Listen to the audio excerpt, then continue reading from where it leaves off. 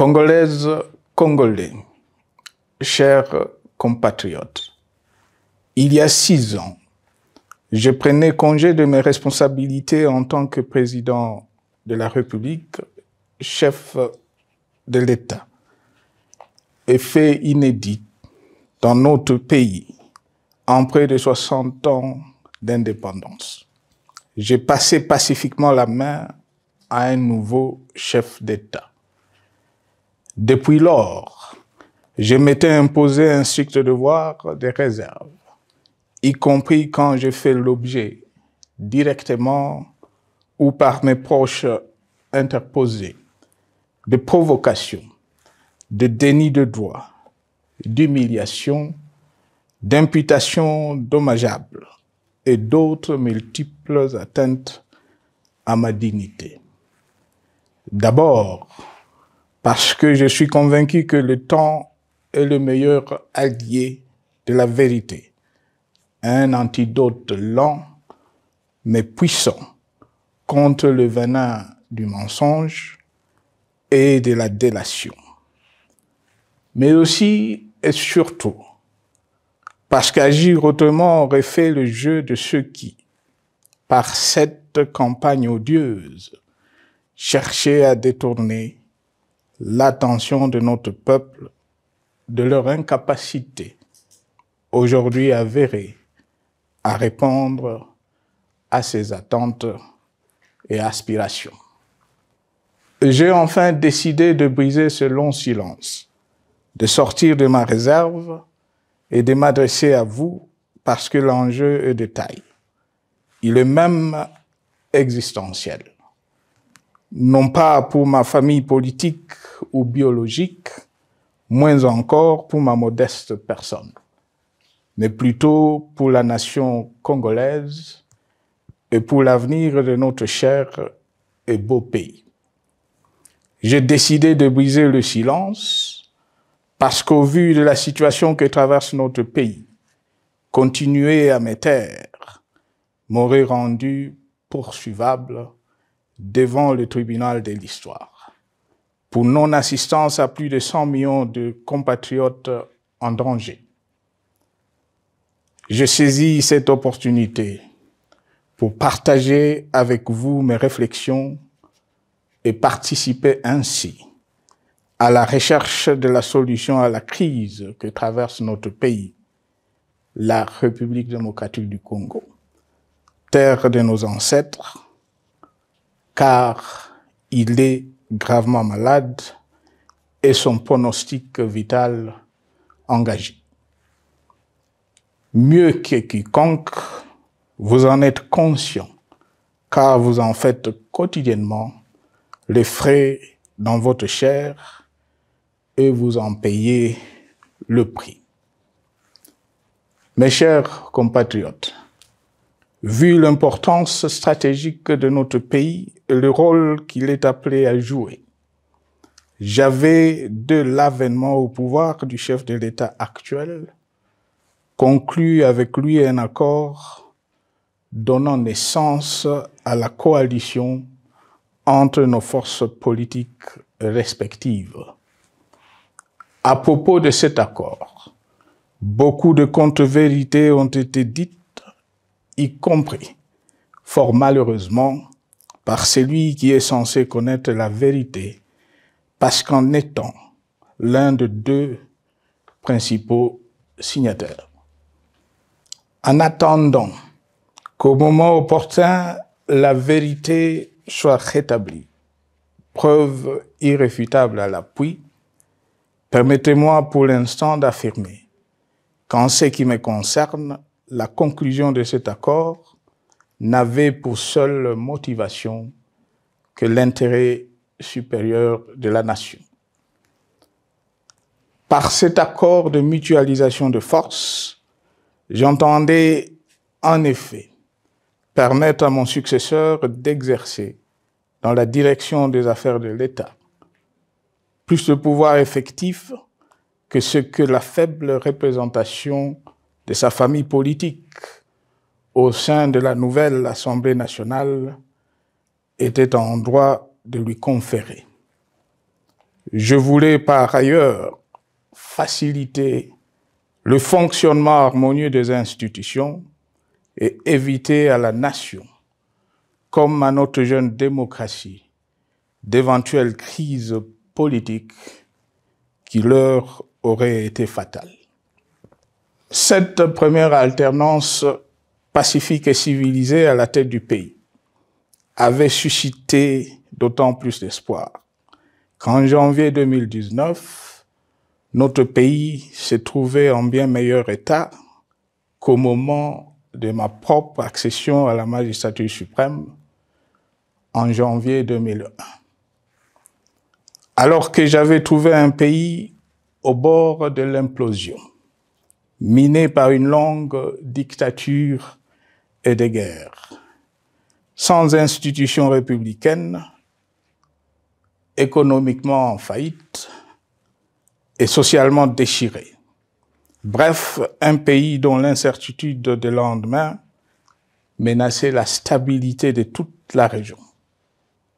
Le 24 janvier 2019, j'avais en effet légué un bien meilleur héritage à mon successeur, à savoir un pays réunifié, largement pacifié et dont les limites territoriales correspondaient exactement à celles qu'elles étaient au 30 juin 1960. Une nation reconstituée, réconciliée et fière de sa diversité. Un État doté d'une constitution progressiste et des institutions fonctionnant harmonieusement. Une économie dynamique et résiliente et débarrassée du fardeau de la dette hérité de régimes antérieurs, du fait de multiples réformes structurelles engagées.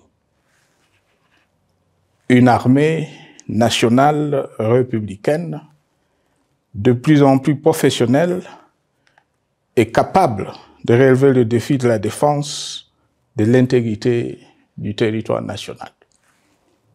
Une démocratie en constante consolidation, avec notamment l'organisation sur fonds propres d'un troisième cycle électoral.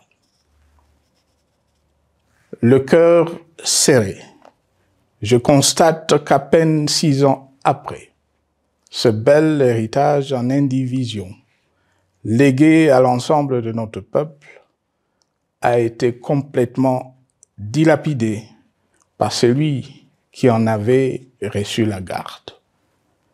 Que notre pays offre un spectacle de plus désolant et qu'il suscite d'autant plus de désespoir au sein de notre peuple et de pitié et de moquerie à travers le monde, que l'inconscience de ses dirigeants ne permet aucun espoir de redressement. Cette détérioration rapide de la situation générale du pays est principalement due à l'iverse du pouvoir sans limite. Le nouveau dirigeant s'illustre en effet par une série de remises en cause, reniements et violations intentionnelles de la Constitution, avec en toile de fond la volonté irrésistible de concentrer tout le pouvoir entre les mains d'un seul homme au mépris du pacte qui cimentait la cohésion de notre peuple. Le premier acte de remise en question de ce pacte républicain, véritable socle de stabilité et de cohésion nationale, a consisté à violer délibérément la Constitution et les lois pertinentes lors du premier remaniement de la Cour constitutionnelle par le président de la République. La violation de ce texte juridique, fondement de tout état de droit, pour de simples raisons de confort politique est devenue, depuis lors, une marque distinctive de la gouvernance de notre pays.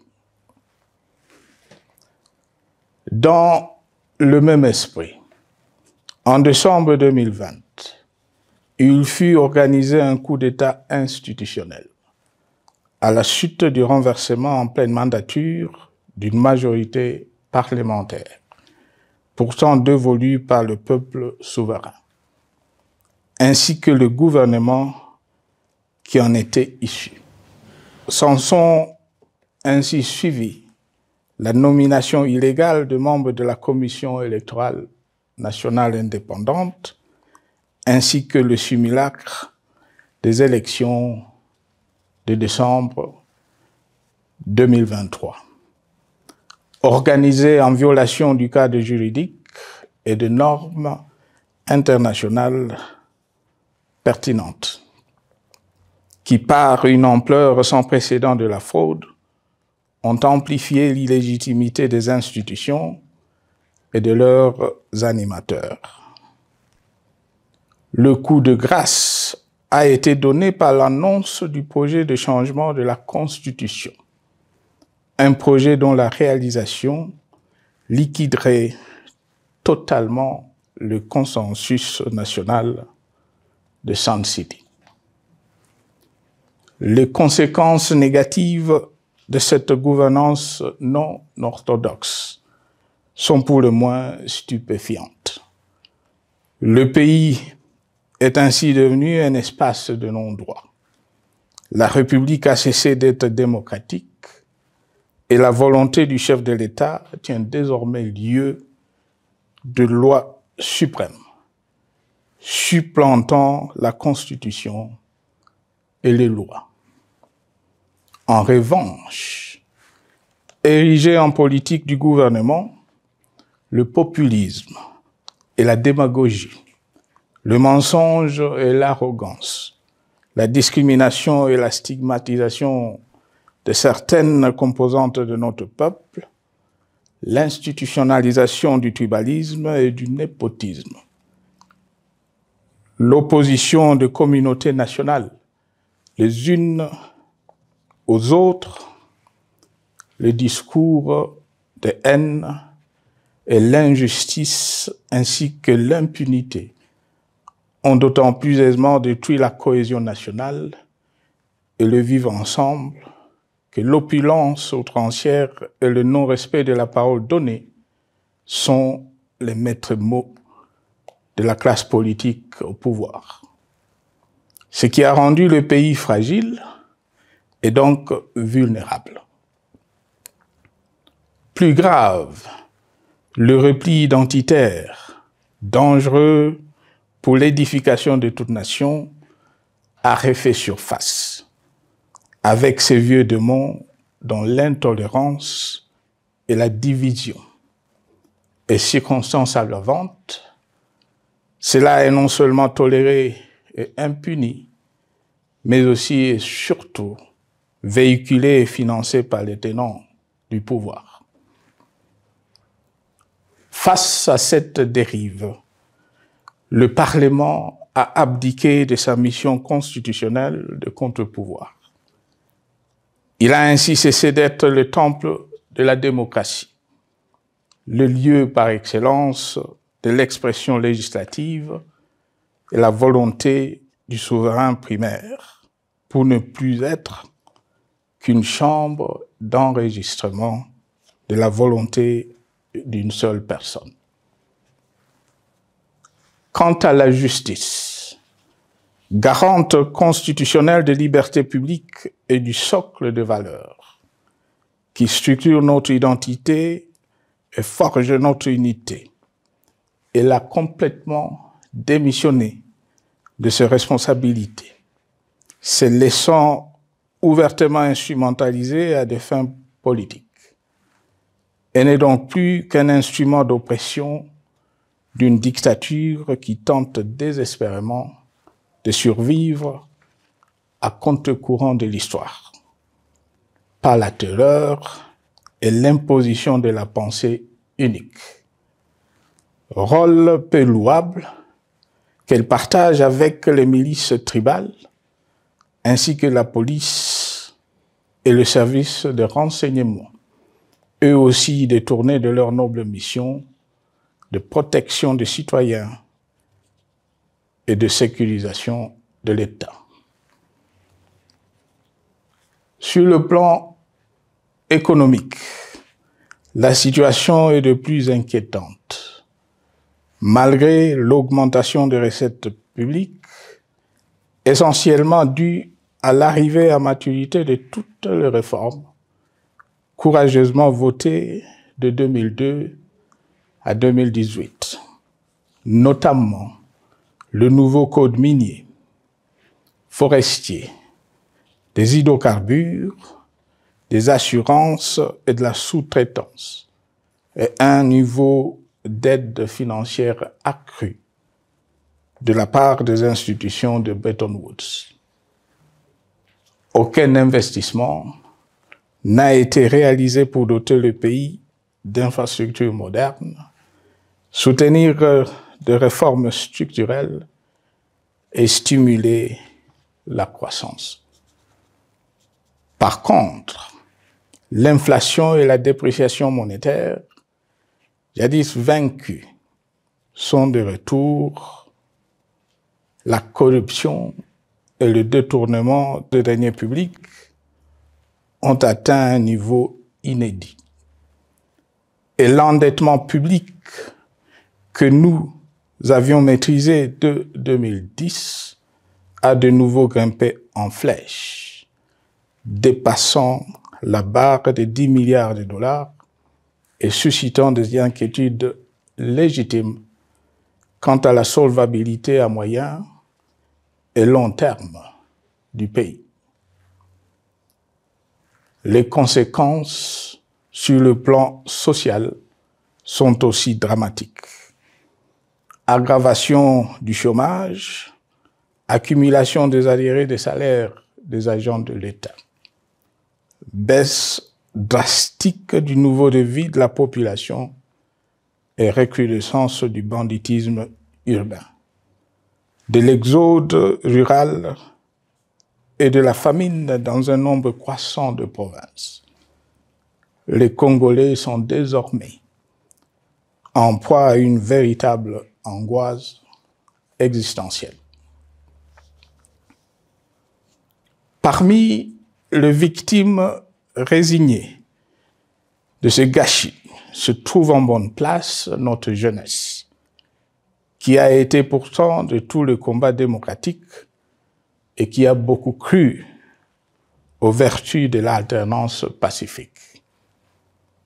Aujourd'hui, sans repère ni perspective sérieuse du lendemain, ils se sont abandonnés, laissés à la merci des entrepreneurs de conflits et de vendeurs d'illusions de tous bords. Rien de ce qui lui a été promis depuis 6 ans n'a été réalisé. À cette jeunesse désabusée, comme à l'ensemble de notre peuple, nous tenons à donner une assurance. L'échec d'un régime compromet, mais ne scelle pas définitivement le sort d'un peuple.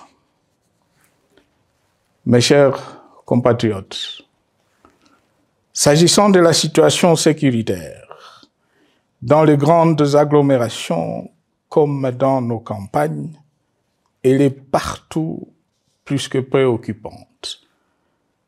C'est le cas notamment au nord Kivu, au sud Kivu, en Ituri, au Maniema, au Tanganyika, au Katanga et au Mai-Ndombe, province pourtant voisine de Kinshasa, capitale du pays et siège des institutions. Le sang de nos compatriotes civils et militaires, valeureux officiers et soldats des rangs, mais aussi députés, éminents membres de la société civile ou de partis politiques, a ainsi abondamment et gratuitement coulé. Du fait de l'intolérance, du cynisme, voire pire, d'un terrorisme d'État pratiqué dans un seul et unique dessein, l'abus du pouvoir pour le pouvoir. C'est le cas, entre autres, de plusieurs centaines de détenus du centre pénitentiaire de rééducation de Makala, sauvagement abattus dans la nuit du 1er au 2 septembre 2024, victimes sans défense d'un crime incontestable contre l'humanité, à ce jour resté impuni. Il en est de même de membres de la secte mystico-religieuse Wazalendo de Goma, de jeunes de la Junafek à Lubumbashi et du massacre des adeptes de l'église Mbidi à Kilwa. Cette déliquescence de la situation sécuritaire est due à la mauvaise gouvernance du pays qui, dans ces secteurs, est aujourd'hui caractérisée par une formation militaire bâclée, des recrutements et mises en place ethniquement motivés, ainsi que par l'emprisonnement sans jugement, aussi bien de plusieurs militaires et officiers de haut rang que des agents de l'ordre et de sécurité, majoritairement swahiliphones.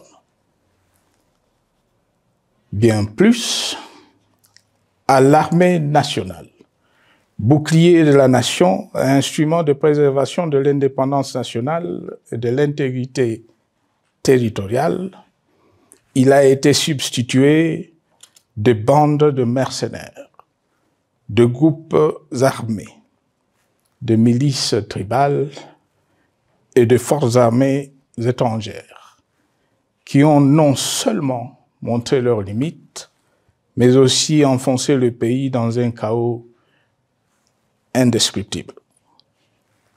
L'État a ainsi perdu le monopole de la violence légitime en sous-traitant aux groupes armés, autrefois maîtrisés, le maintien de l'ordre public et de la tranquillité nationale. Et comme si cela ne suffisait pas, l'armée nationale est vilipendée, conspuée et tournée en dérision par les autorités qui n'assument jamais rien alors qu'elles sont censées veiller à sa consolidation et à sa respectabilité.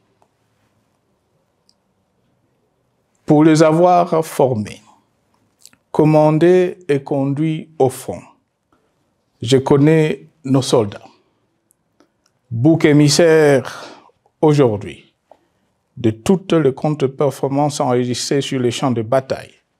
Ils ne sont pourtant pas intrinsèquement moins bons, moins nationalistes et moins loyaux. Ce qui a changé entre-temps, c'est la qualité du commandement et de leur prise en charge. Au niveau régional, le gouvernement a levé l'option désastreuse de se détourner de deux principaux instruments internationaux qui étaient à la base de l'architecture régionale de paix et de sécurité, laquelle avait permis la stabilité régionale que le président actuel avait trouvée lors de son accession au pouvoir. À savoir, le pacte sur la sécurité, la stabilité et le développement dans la région de Grand Lac et l'accord cadre pour la paix, la sécurité et la coopération pour la République démocratique du Congo et la région. Plus grave encore, en faisant de forces négatives, les FDLR, ainsi que des centaines de groupes armés congolais, des supplétifs des forces armées de la République démocratique du Congo, le gouvernement a ouvert la voie à la régionalisation du conflit, avec des conséquences inévitables sur la stabilité de la région. Mes chers compatriotes, alors que sur le plan institutionnel, politique, économique et social, les fondamentaux avaient été établis et que le pays avait été placé sur la rampe de lancement, prêt à décoller. Nous voici, hélas, en un temps record, soit 6 ans, de nouveau à la case de départ. Seul d'un État failli, divisé, désintégré, au bord de l'implosion, inscrit en bonne place au palmarès de pays pauvres, le plus corrompu et très endetté. En atteste tout le rapport tant du Conseil de sécurité des Nations Unies que ceux sur l'indice de développement humain et sur la pauvreté. La crise qui déchire notre pays est donc profonde et multidimensionnelle. Sa solution doit être nécessairement globale. Toute autre approche n'a donc aucune chance de conduire à une paix durable. Bien plus, le Congo est intemporel. Il n'appartient pas à tel ou tel régime politique. Ce dernier étant par définition rotatif et donc passager en démocratie. Il appartient plutôt au peuple congolais dans sa grande diversité. Ce qui est vrai du Congo l'est aussi des immenses ressources du sol et du sous-sol dont il regorge et qui sont essentielles à la croissance et au développement à l'échelle internationale. Que tous, au pays comme à travers le monde, en tiennent compte et qu'ils inscrivent leurs projets dans une perspective qui privilégie l'intérêt du Congo et des Congolais, plutôt que celui de ceux qui, à un moment ou à un autre, dirige le pays. Cela étant, pour sauver le Congo, les griefs légitimes du peuple congolais contre le régime en place ne peuvent être éludés. Ils doivent plutôt être pris en compte. La dictature doit prendre fin et la démocratie, tout comme la bonne gouvernance économique et sociales doivent être restaurées. Car, comme en témoigne l'histoire, il ne peut y avoir de solutions sécuritaires définitives sans solution politique sincère. Sinon, il y aura de nouvelles vagues de convulsions politiques, de troubles à la paix, d'insécurité, d'instabilité institutionnelle, de conflits armés et de guerres civiles. Perspective qu'en toute responsabilité, nous, Congolais, ne pouvons plus nous permettre. Il est dès lors vital que les multiples initiatives de recherche de la paix, Luanda, Nairobi, EAC-SADC, l'Union africaine, Doha et Washington, que nous accueillons favorablement, les considérant comme autant des signes de compassion et de solidarité à notre peuple, soient conscientes de cette exigence.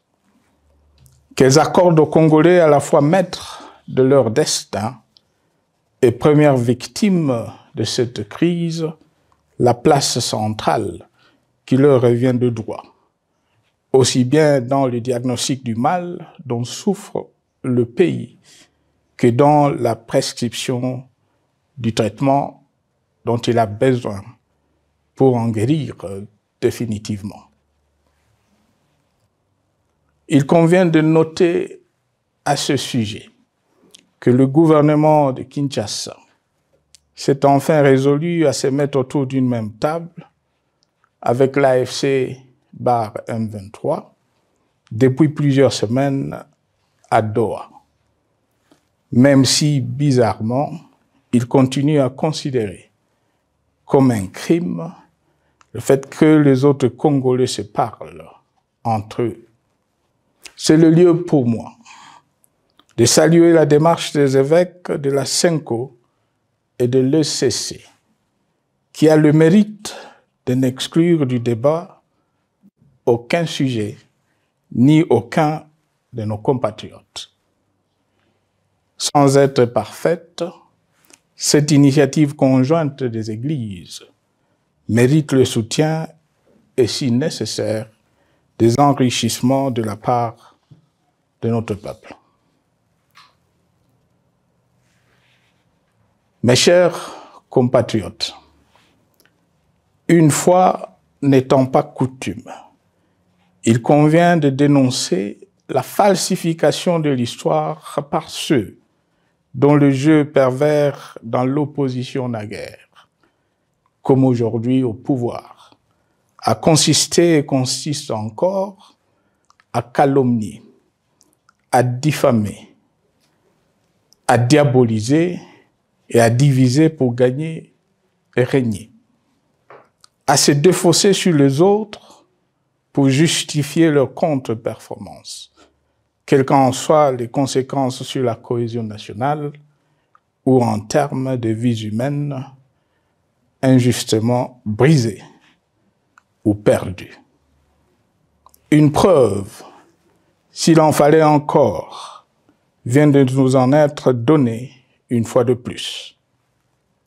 Il y a quelques jours, en effet, suite à une simple rumeur de la rue ou des réseaux sociaux sur ma prétendue présence à Goma, où je veux me rendre dans le prochain jour, comme annoncé par ailleurs, le régime en place à Kinshasa a pris des décisions arbitraires, avec une légèreté déconcertante qui témoigne du recul spectaculaire de la démocratie.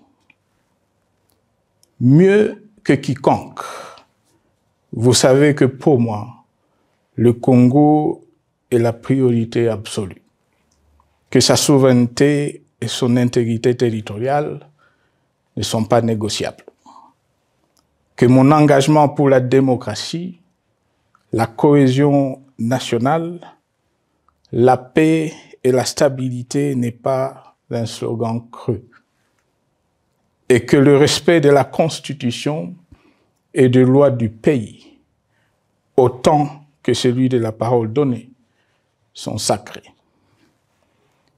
Militaire, j'ai juré de défendre la patrie jusqu'au sacrifice suprême. Hier au pouvoir, aujourd'hui en dehors du pouvoir, je demeure plus que jamais fidèle à ce serment. En ce moment où le pays est de nouveau divisé, appelé par le destin, j'ai le devoir d'œuvrer à la recherche de la paix et de contribuer à la reconstruction de notre pays qui se meurt. C'est dans cet esprit que j'ai choisi ce moment pour exprimer ma sympathie à l'endroit de toutes les victimes du conflit en cours, de réconforter et marquer ma solidarité avec la population de la partie orientale.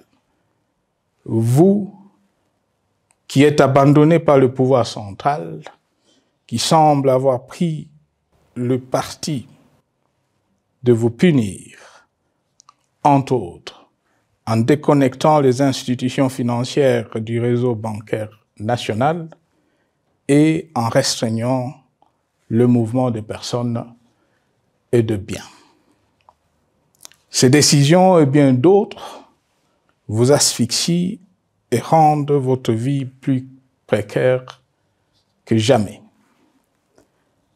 J'en appelle aux uns et aux autres, en particulier au gouvernement, d'humaniser les conditions de vie de nos compatriotes de cette partie du territoire national.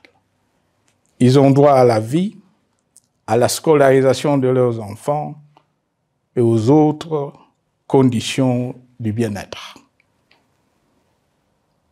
En entendant le rétablissement de l'autorité de l'État sur toute l'étendue du territoire national, j'invite les tenants du pouvoir à protéger la population. De même, l'armée, la justice, les autres structures en charge de l'ordre et de la sécurité doivent être véritablement au service de la population et répondre à ses aspirations. Mes chers compatriotes, de par mon expérience dans des situations similaires, le patriotisme et l'humanisme ont guidé le processus de règlement de conflits et ont porté de fruits dans le passé, aussi bien sur les champs de bataille que sur celui des négociations ou du dialogue. Notre pays avait été divisé de quasi-moitié pendant quelques années. La sagesse avait alors prévalu. Nous avions recollé le morceau et le pays a survécu dans son unité. C'est ainsi qu'après quelques années de réflexion sur la crise en cours, après avoir consulté des chefs d'État et des anciens chefs d'État de la région, ainsi que des acteurs politiques et sociaux, nationaux et étrangers, j'ai fait ce jour une proposition qui engage la nation tout entière à un sursaut patriotique pour un pacte citoyen afin de tirer le pays du gouffre. Le travail hardi qui s'impose à nous portera notamment sur les 12 points suivants. 1. Mettre fin à la dictature, mieux à la tyrannie. 2. Arrêter la guerre. 3. Rétablir l'autorité de l'État sur toute l'étendue du territoire national. 4. Restaurer la démocratie en revenant aux fondamentaux d'un véritable État de droit. 5. Rétablir les libertés fondamentales. 6. Réconcilier le Congolais et reconstruire la cohésion nationale. 7.